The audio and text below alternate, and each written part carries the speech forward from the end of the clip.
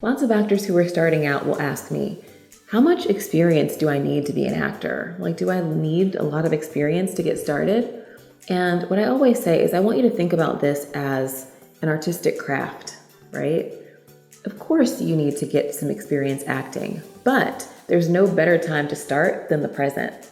So that might mean finding acting classes where you live. It might mean engaging in community theater. It might mean just starting to shoot some videos on your phone and getting things started. There are lots of successful actors who have never taken an acting class, and there are lots of successful actors who have literally decades of training, conservatory experience. So there's really no real way to do it. The best way is just to dive in and get started.